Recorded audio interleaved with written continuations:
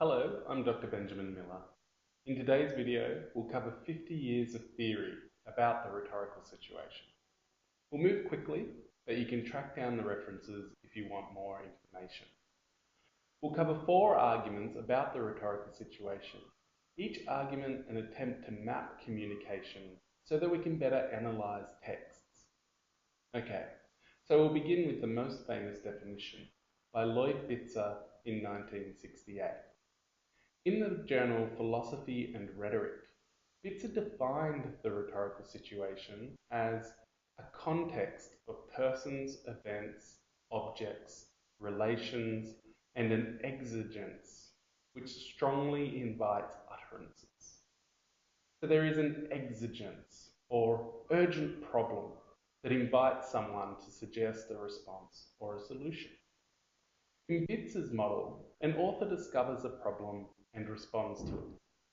The author, the problem, and the audience exist independently prior to the act of communication. Now, in the second definition, Richard Batts attempted to refine Bitzer's theory.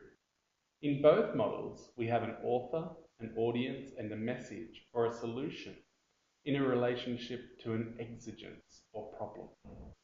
But Batts claimed Bitzer was mistaken about the interaction between these elements. An exigence, Batts argues, does not exist separately to an author or an audience.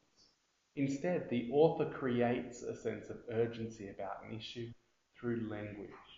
The exigence is invented. The difference between these two positions is that for Bitzer, the truth can be objectively known and people discover it. For Batts, the truth is invented through language, so people create a problem and then debate it. In 1996, 2 academics worked together to revise what had become known as Bitzer's model of the rhetorical situation. Craig Smith and Scott Liebarger, writing in Communication Quarterly, suggested that the audience and the author have multiple possible interpretations of the world, and the model of the rhetorical situation needed to allow for the audience's role in determining an exigence. Effective communicators, this is, think carefully about the audience's interests and concerns on a topic. The author cannot, for Smith and Liebarger, invent an exigence or discover one. They must instead negotiate or adapt the topic to the interests of the audience. The exigence in this theory is a result of a transaction, or an imagined transaction, between an author and an audience. This imagined transaction precedes communication. Then the internet came along, and scholars realized that audiences were multiple, diverse, various. In the 4th theory of the rhetorical situation, Jenny Edbauer, in a 2005 article in Rhetoric Society Quarterly, greatly expands the map of communication. For Edbauer, there are multiple authors and audiences who each experience various views on a topic. These views, while different, share something in common that can be called a rhetoric.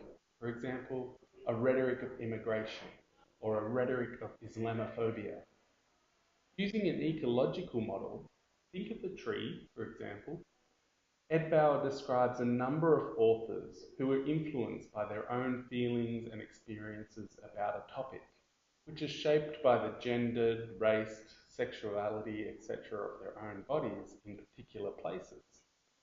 These multiple responses are then interpreted in different ways by several branches of the community. They influence new authors' feelings and experiences, and the feelings and experiences are in a location.